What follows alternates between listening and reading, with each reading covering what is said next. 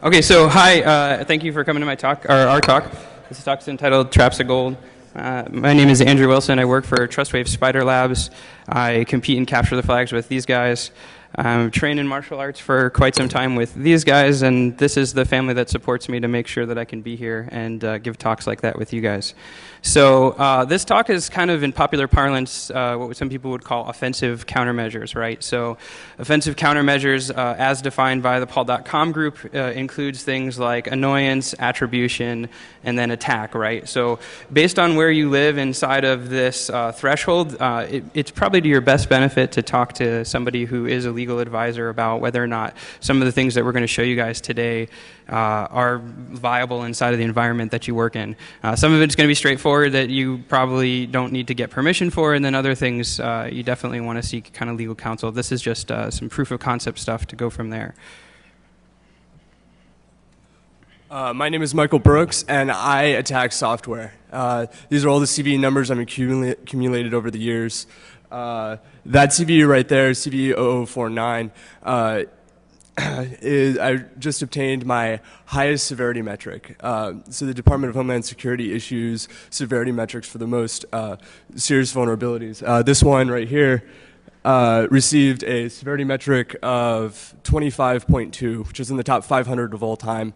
I got it a part of the Mozilla Bug Bounty program, and I got their highest bounty of $3,000 and this sweet t-shirt.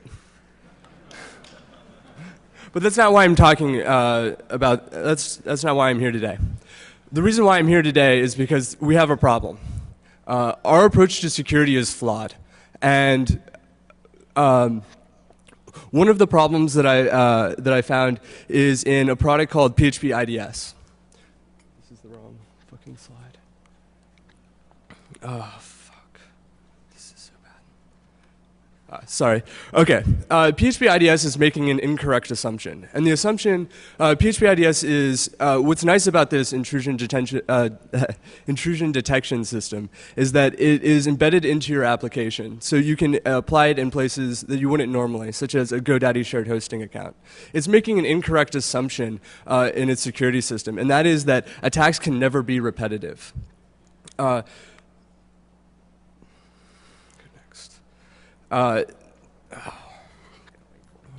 This is the vulnerable piece of code. Now, so we rely on web application firewalls. I mean, if you think of a secure website, one of the first things you say is like, well, you have a WAF, right?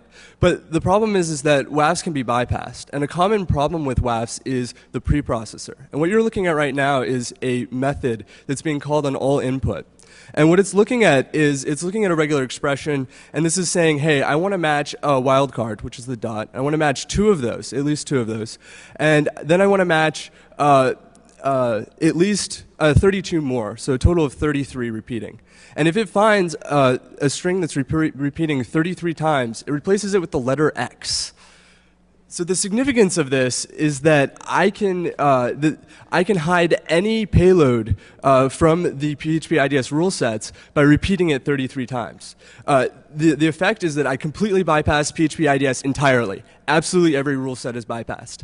But then I went a step further. Not only was I able to bypass it, I can intentionally trigger a rule set in order to populate its flat file logging system with PHP code. The significance of this is that once I have PHP code on the local file system, then I can turn any local file include vulnerability in the application into remote code execution. So I said a lot, but the point is that not only did I bypass the web application firewall entirely, I also made it less secure. So this is a great quote from Bruce Schneier. Complexity is the worst enemy of security. So if you're able to add complexity to a system and actually make it more secure, well, that's quite a hack. That is not an easy. That is not easy. Yeah. And here, let me demo it for you.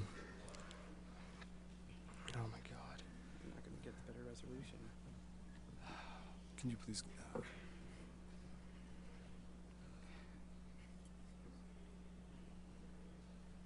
Okay. Now, that wasn't the only thing I'm looking at. Today, we're seeing a new trend, and that is we're starting to see XSS filters in web browsers. Internet Explorer was the first to introduce this, but other browsers are following suit. In Firefox, there's the NoScript plugin, which has an anti-XSS filter, and also within Chrome is also beta testing their own XSS filter. It's safe to say that soon all major web browsers will have XSS filters. So the era of very simple XSS exploitation is starting to go away. But instead, really these security systems, these general purpose security systems, it's not just web application firewalls or XSS filters in browsers, but also ASLR. These general purpose security systems create this kind of water balloon effect. The more they try and cramp down on the application, the vulnerabilities that are present start bulging out in new and interesting ways. And although Internet Explorer is loading, it takes a while. We were thinking about putting some hold music in here for you guys, but it didn't turn out that way. Anyway, it turns out that so a bit of background. On the CD, I go into great detail about bypassing PHP IDS in one of my papers. I highly recommend reading it. I go over a lot of my attack methodology. But after I submitted the paper to PHP IDS, the developers were ecstatic. They were really happy about it, and I'm actually now a member of their development team. I submitted a similar paper to Microsoft and Internet Explorer, and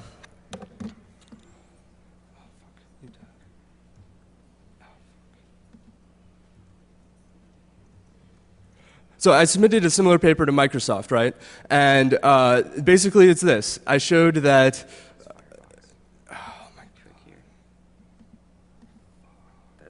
okay. So I found a problem with the way that Internet Explorer was handling UTF-7 characters. So it turns out how this XSS filter is working is that it's looking at outgoing requests, and it's looking specifically for brackets, greater than, less than symbols, and quote marks. If you can create a payload that doesn't contain any of these attributes, then it's possible to execute code. Execute JavaScript, rather. So I found a way. It turns out you can use UTF-7 encoding. Now, UTF-7 has a history where it's only for SMTP. All right, it's not designed for HTTP at all. In fact, no browser except for Internet Explorer supports UTF-7 for web pages. But that's beside the point. I was able to. The real problem here is that their XSS filter is not accounting for this. But okay, hold on. I said that UTF-7 is not for HTTP, right? Well, why? So then that means no website's going to be running it. Except there's a way. You can change the content type of a web app of a page using a CRLF injection or HTTP response splitting, and bam. And it allows you to get an alert box. Here, hold up. Oh my god, this is so fucked. Oh my god.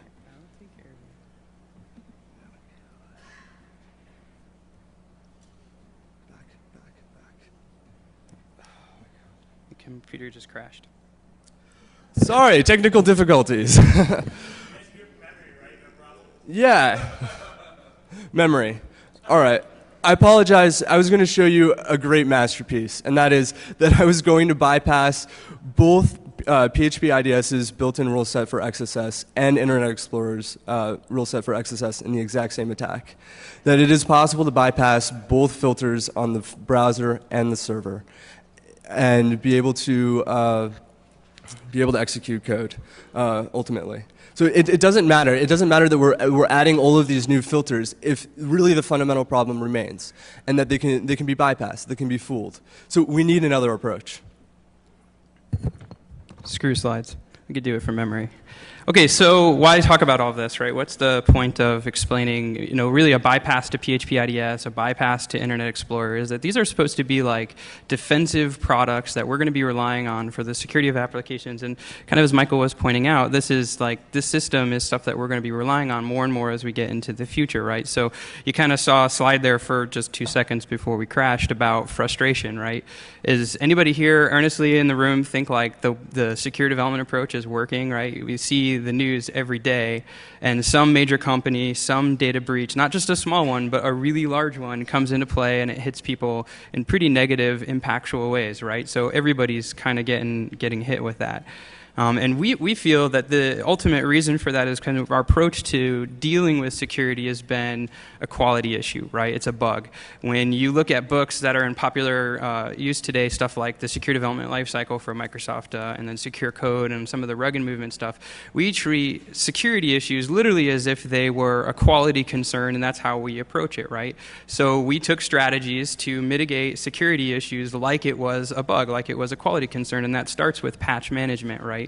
So patch management takes an approach that says you find a bug, it's in production, we've got to fix it. So you write new code that fixes the abuse scenario, so that way you can actually go ahead and make it safe, right? But that tends to come with some baggage, right? The first problem is that if you have a bug inside of a production system, right, it's available for people to exploit it. And if it's a known exploit, you run this patch window lifecycle, right, where Microsoft puts out a patch on Patch Tuesday, it's reverse engineered on Wednesday, and then you have a time between that patch, that release, where anybody who hasn't updated on the availability of the release is still incredibly vulnerable, right? So there's definitely some issues with that approach. And then you run into a secondary issue where the patch itself may not necessarily be something that actually fixes the issue. It might be a temporary fix, or it might be...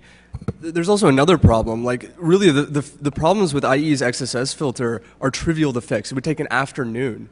But they didn't even recognize it as a vulnerability. They're not, and they won't even fix it. It's a constant problem. Like, back in 2004, there was an interesting vulnerability that was released in IE. It was called the IE drag and drop vulnerability. All right, it allowed in the vulnerability in the attack, the victim picks up a carrot and drags it. Just as if it was a game. The only problem is that that's not a carrot. It's actually an executable on a remote share, and you're dragging it into your startup folder. You could get remote shell on Internet Explorer for 2 years, and Microsoft said, that's not a vulnerability? Like, you've got to be kidding me. Ultimately, they did patch it, and even so 4 years after this attack was, it wasn't until 4 years later that the term clickjacking was even coined. But it's recognizing that there's a problem is an important step. Yeah, so patch management obviously was not ideal, and everybody kind of knows that, right? Anybody who's done secure regular development doesn't want bugs in production, right? Because bugs in production is no bueno. The problem with that is that we move forward. We move forward to, here, let's just play it from here. So patch management, Oh, and the computer crashed again. So I guess we're going to do this whole thing from memory. That's fine. No big deal. It is a Mac. Apparently, it has not been watching enough TV. That's my theory.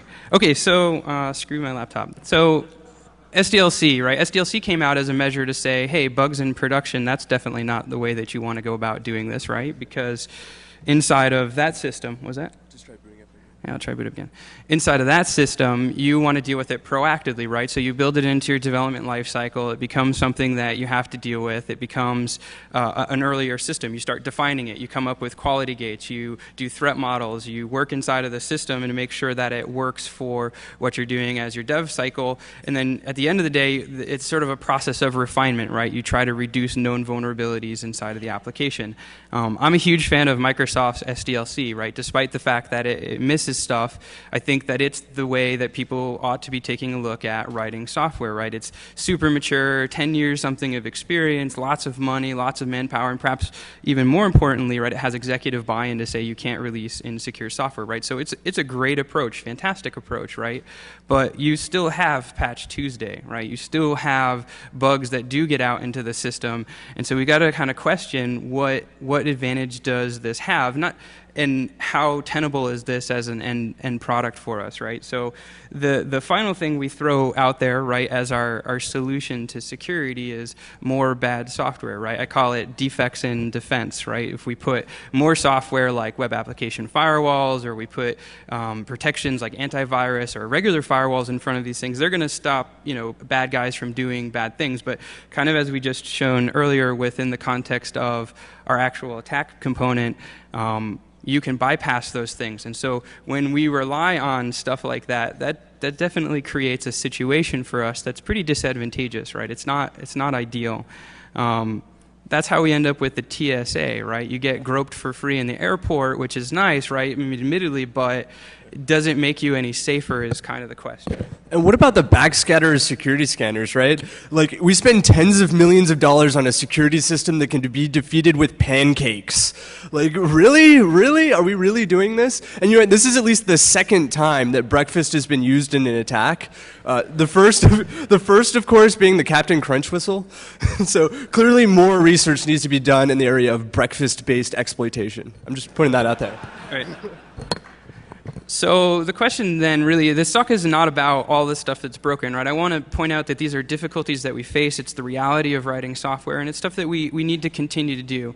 I think that's just security hygiene, right? It's the sort of stuff you do. You brush your teeth because you don't want bad breath, and ideally it makes you a better person. Even refinement, right, is good too, but none of these approaches actually stop you from getting punched in the face, nor do they really prepare you for that, right? Like having clean teeth isn't a defensive countermeasure, in my opinion.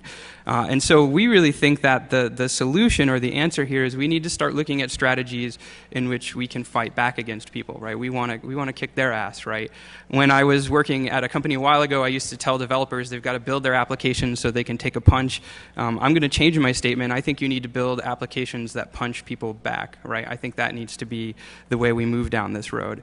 So how do we do that, right? How do we build in systems for that? And that's we leverage technology that already exists, PHP IDS being one of those. We use honeypot and honeynet technologies, and then we write exploits that are capable of taking advantage of the fact that software that's going to be attempting to hit you also is vulnerable to all the same things that we talked about before, right? They have bugs, they have weakness, they have problems. There's this phenomenal Twitter feed from Richard Baitlick, who said something great. He said, it's not just because we have these glass-built homes, it's because there's people throwing bricks at them, right? And that's what we need to deal with, is the brick throwers.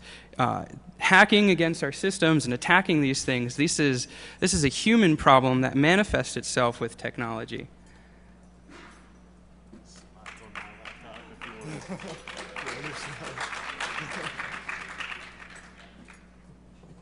Check this out.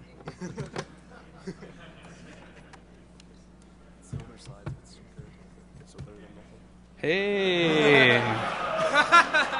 Owned. This is good. It works nice on mine. Yeah. I think we just got owned.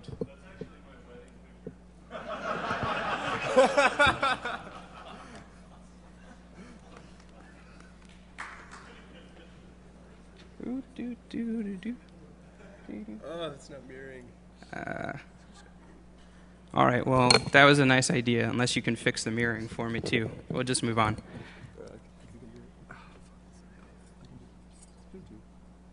So they have the risk too, right? This is a human problem, and because it's a human problem, I think that's exactly where we attack people, right? We chase them in the places where they're human. Bad guys who are doing bad things against you, they have things like ego and bias, and they think they're going to get in, and when they find results, they're going to try to exploit these results because they're basing it off of prior experience and prior knowledge. They have weaknesses in the sense that the tools that they're using are imperfect as well. And we'll just go from here. And so we need to start focusing on strategies that take advantage of that, right? How do I move it down? Doot. All right, sweet. So we're about here. That's where we attack them. When we look at how we're going to do that, we're going to leverage stuff that other people have done, and that includes IDS systems, honeypots, exploits, and we're going to put those together in a fashion that we can trap people inside of our systems to create things like better attribution, shut down their tools so they ignore particular content areas, or in certain cases, just completely shut them down entirely. So a thing about lying, like, we're worried about China hacking into us, right? well, we're worried about them getting a leg up in business. But that's weak. China is being weak. If they have to rely on you to break into you to get a leg up, what happens if when they hack into you, you give them information that you want them to find, that you use that against them, that they steal a secret that you want them to have? Something to think about. Right. If they can social engineer us, why can't we social engineer them, right? So people will say, potentially security hygiene is a way that you are fighting back too, right? They might say that. And I would kind of classify that as more of like a war of attrition, right? When you look at how people fight combat, how they can, compete in combat, there's really two strategies. There's an attrition-based model and then a maneuverability model, which is kind of a modern-day guerrilla warfare combined with some other things, right? And in a war through attrition, the idea is that I'm going to gather as many resources as I possibly can, and kind of who has the most arms wins, right? If they have 4 nuclear warheads, I've got to get 10, right? And then when they get 10, I've got to come up with a better nuclear warhead, so then I'm kind of the winner, right?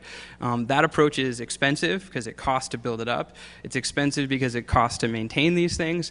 And then it's expensive in the sense that if you actually go toe-to-toe with these people, it's pretty deadly when you actually start talking about it in real tangible terms of human life, right? But that's not actually how the bad guys are attacking us. They're taking an approach, whether conscious or unconscious, of maneuverability, right?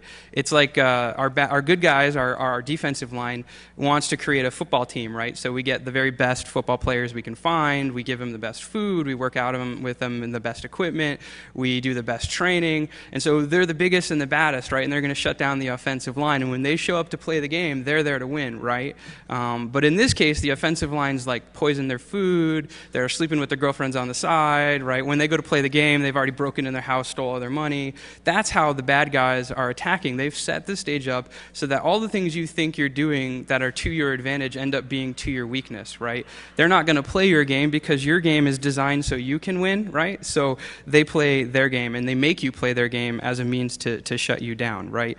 And so if we look at strategies, I think the people that we want to look to is people who are actually fighting in a capacity to do that. And in this case, we've kind of based a model off of the United States Marine Corps. So maneuverability, just kind of at a historical reference, comes from a gentleman primarily known as John Boyd. I don't know if you're familiar with the OODA loop, but he's kind of the guy who is behind that, and he's definitely behind maneuverability, right? Maneuverability at its core, its doctrine says we aim to shatter the cohesion of our opponents so they can't make decisions in a timely manner while we gain strategic advantage and basically obliterate them, right? We're going to use their stuff against them. We're going to stack the deck in our own favor. This strategy is based off of 3 major components, right? The first being ambiguity, the second being deception, and the third ultimately being tempo, right? Ambiguity is this idea that if there's more than one way to accomplish a task, we should try to find a route that makes it very unobvious what we're actually doing, right? If we go ahead, let's say I have a destination and there's 4 different ways that I might possibly get there, from a pure resourcing perspective, if you're trying to provide intel about how somebody does something, you need 4 times the resources in order to monitor each one of the possible ones, because presumably you don't know where they're going, right? That's the value of ambiguity. But that's not how we build apps. We build our applications like they're billboards, right? We're proud of the fact that we wrote it in Java, or we're proud of the CMS that we built it on, or we're proud of all the developers who were involved. That's why we leave dev comments all over the place, right? And we make it as if, hey, not only am I going to this destination, but here's how I'm going to get there, here's who I'm taking along with me, and here's all the gear that I'm going to be packing with it, right? And so some of the ways we see that are server banners where we tell people what we're running. Oftentimes you don't need those, right? It's not of any value to stuff. And when you start measuring that against things like the Shodan project, or when people are doing Google Dorks, when they find an exploit in a CMS or something that you might be using, like those are pretty compelling reasons that you might not want to actually sit around and tell people that stuff, right? File extensions, your browser doesn't care about file extensions. If you send them HTML back, for the most part, your browser is fine. So unless you have a use case where you have like different mappings for how the file extension comes back, that's mostly a server-side processing issue. And in most cases, you can completely disable that and not say, hey, I've got PHP, or hey, I'm running ASP.NET, or hey, I'm running Ruby, right? Those are things that are unnecessary. And then finally, default files, right? I was working on a CMS a couple weeks ago, and they had some default control examples for developers, and it says, hey, you know, this is how you write software using our stuff. It's installed by default, and it's of advantage, right? But the problem is that these control examples were bound to the top node of the CMS, so they could look at every single part of the application with unauthenticated access. So from a default control example that was left enabled, you could completely bypass the majority of security in the entire CMS off of a default file, right? So these are most often unnecessary, and in fact, these are some of the things that when you start looking at things like JoomScan or CMS Explorer or any of the tools that are based around fingerprinting, they're going to be using these tools as a means to identify how you've built your application, what plugins you've got enabled, and how they might actually go about attacking them. So if knowing's half the battle, you should shut up, right? That's what this is about. It's not, you just don't be so obvious about everything you're doing. And that's kind of the first step, right? So the next step is deception, and this is where we kind of get into the fun stuff. Deception's about lying, right? We're going to convince people that we're doing stuff that we're not, in fact, planning on doing at all, right? Instead of saying, hey, I'm going to this destination, everybody plans and gets themselves situated to do that, don't go to that destination, right? Set them up to do it. It's a trap. Or maybe you set up ways that if you go to that destination, you're going to get ambushed as you get there. And there's a couple of ways that we might go about doing that. Reduce the things that they can know. We lie about everything else. And we could do that by increasing the noise. We can blatantly lie about stuff. And if I had a computer to show you, I've been able to trigger every single vulnerability that's identified through major security tools like NIC2, for instance. I can trigger 54,000 or 5,400 vulnerabilities inside of it. If you scan my site, I could tell you every single thing is valid, right? So how do you figure out which one of those is valid if you're trying to scan my system and try to identify components in it? In PHP IDS, I added a system of triggers. So when a particular rule set is hit, let's say it's a blind SQL injection test, and they're trying to get us to sleep for 30 seconds. Well, when I see an incoming request, PHP IDS flags it, and then I look at it. I'm like, well, how long do they want me to sleep for? I pull it out with a regular expression and sleep for that period of time. This fools every scanner. Another thing, like what happens if they're trying to use directory traversal and they're trying to grab like /etc PSSWD? Well, we'll just print out that file. That's fine. It's a fake. It's not the actual file. The same thing goes for Windows files, like trying to get win.ini. And the point is that it's easy to fool. These tools are trusting. They're not planning on someone lying to them, and so they're easy to manipulate.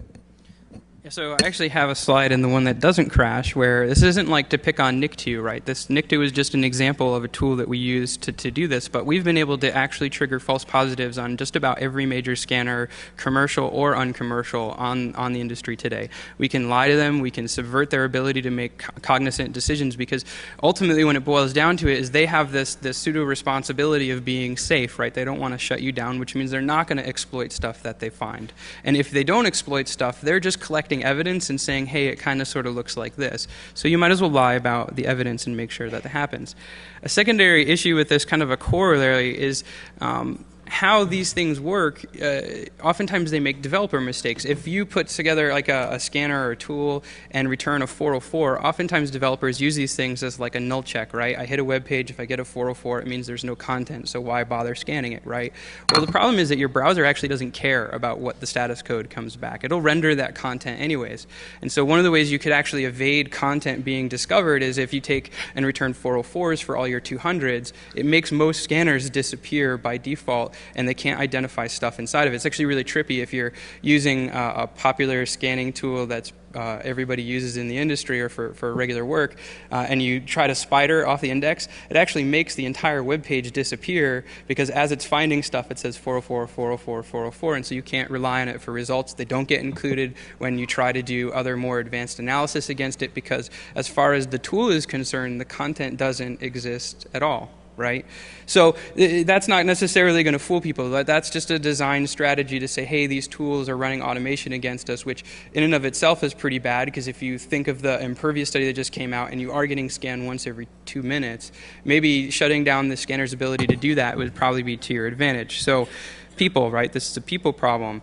And kind of as Mike was pointing out, some of the lies are a lot better than other things. When you get into forensics and you're trying to understand what happens inside of an application, the only way that you're going to be able to really understand it is to start exploiting it and get information back out. And if you can create a scenario where, like he was talking about, you're getting back the files that you're looking for, you're getting back the blind SQL injection that you're expecting, everything is working along the testing route that you've already prepared yourself to do, why would you believe that's not valid? Why would you give it up and say, hey, maybe something's wrong? Personally, I think I'd probably spend a really long time trying to figure out what I'm doing wrong, as opposed to thinking, hey, maybe they're lying to me, right? But then it can take it a step further. Like, why can't I seed my application with tripwiring? Why can't I create form fields inside of my app that do absolutely nothing other than, if you tamper this, I know you're tampering with stuff, right? Then you put that inside of a secondary database that's isolated just like you would a honeypot, and you can actually let them exploit it. You can let them run the full broad spectrum, completely isolated away from your production environment, but while you're doing this, you're building attribution. You're building a case against them. You know at this point it's probably not a scanner anymore, and it's probably somebody exploiting your system, and you actually have a case that if you want to build this attribution for prosecution later, you've created better information, better intel about what they're doing against you, right? And that leads into tempo. Tempo is about initiative. A lot of people think of pace or tempo, they think speed. And maneuverability does have some concepts based in speed. If I can overwhelm you by creating and putting forth a greater effort before you can start actively making real decisions about it, I'm pretty likely to win. If anybody compete in any games like chess, Go, any things like that, boxing, you never win if you play their game, right? You can't win if you play their game. You have to take initiative and you have to keep it the entire way through, which means you can't be relying on reaction. You have to be relying on awareness and then proper decision making. There was a study that came out a couple of years ago where they had junior tennis players and then advanced tennis players, and they were measuring reaction speeds to see who was faster, kind of make some notices between them. And they found that the difference was actually fairly nominal in the context of overall reaction. But where the juniors were failing and where the expert players were exceeding is that the junior player would wait until the ball was hit before they start making decisions about where to go, whereas the senior people were doing things like watching where the shoulder was moving or how their hips were turning and how their arm was coming up, and they were getting intel quicker into that process so they could make better decisions, and they weren't relying on reaction. They weren't relying on trying to catch up. They were changing the pace to their own advantage and using that as a way to decision against people and do it. So that's something that we need to do that. And if we build a system like we're talking about, where it has IDS systems inside of it that are creating a bunch of false positives, effectively embedded honey nets, you can create a perceived attack surface that's completely different than the actual surface of attack inside of your system, right? So as people are going down this route, you've already gotten visibility into the fact that they're doing bad things against you. If you feed this into a sim, or ideally a project that lets you create better decisions against it, you can then use these things to create a scenario where you can decide how you want to respond, right? You can kick them out of your system, you can shut them down, or you can potentially attack them as we get to it, right? So, yeah. That's where I think the App Sensor project, right, the OWASP App Sensor project actually has a lot of value. With the stuff that Michael Coates is working on, is that application has to be embedded in the context of awareness as to what's going on inside of it, which is why we chose PHP IDS as our base model for this, because it lives inside of the application. One thing you can do when you're living inside an application is you can see how it's reacting. So one thing is to shut down blind SQL injection tests, we can sleep. But what about error-based detection? Okay, so we could give them fake error messages. But what if they trigger a real error? Like, what happens if they trigger a MySQL error in our application, or even worse, like an eval error, like they're trying to evaluate PHP code? Well, when we get to that level, we can shut down.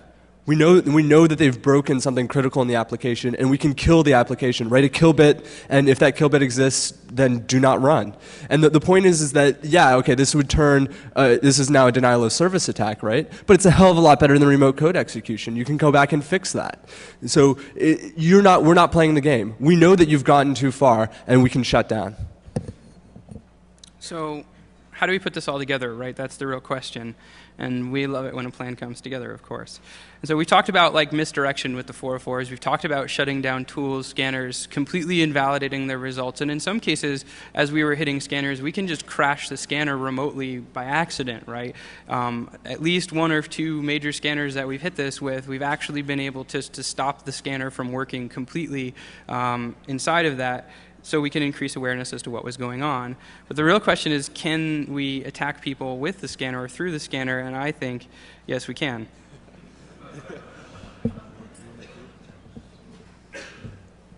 All right, what you're looking at is a very unpatched Windows XP VM running Acudetics. Right now, well, anyway.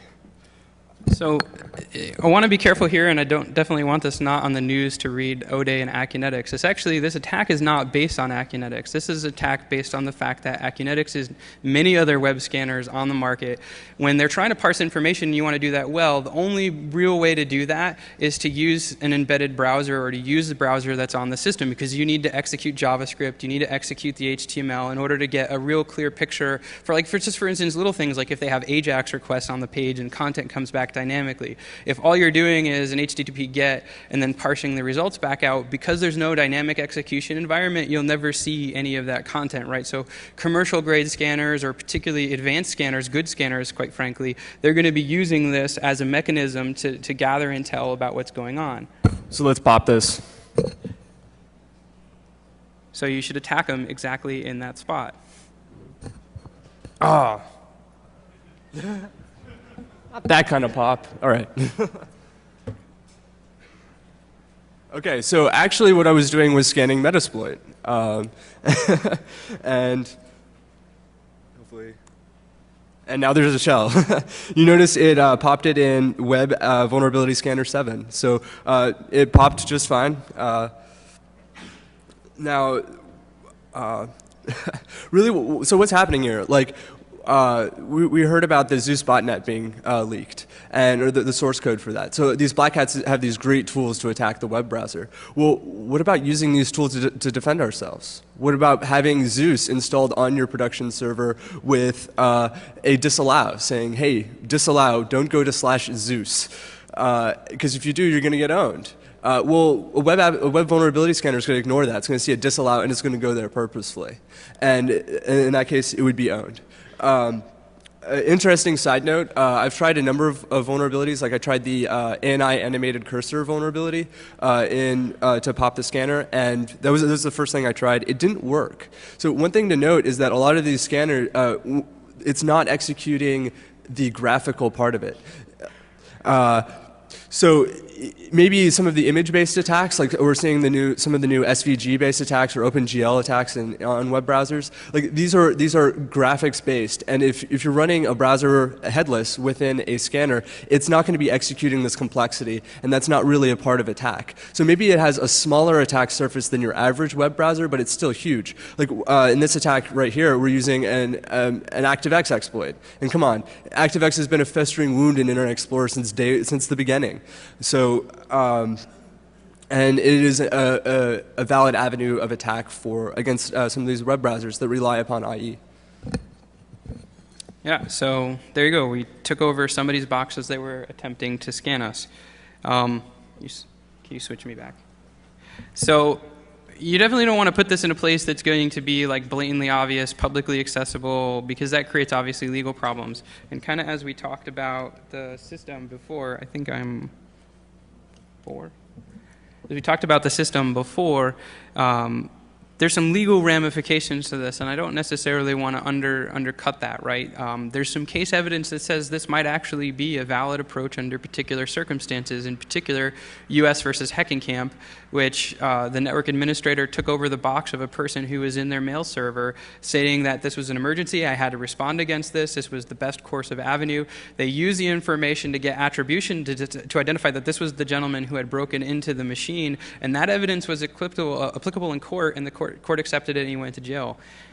because he signed a EULA that said, I'm not going to do that. And within the course of action, the network administrator is tasked with protecting his systems in the best way that he possibly can, and the best way he could possibly do it in this case was to take it over. That doesn't mean you get free rights to sit around and leave vulnerable browser stuff inside of it that you can hit anybody, because accidental attacks probably would be bad too. But if you put something like this into a web server that's hosted on like your mail server or on a print server or something that people really ought not to be in, that's not public, that maybe is an internal process, now you have a better case where you might be able to come against that.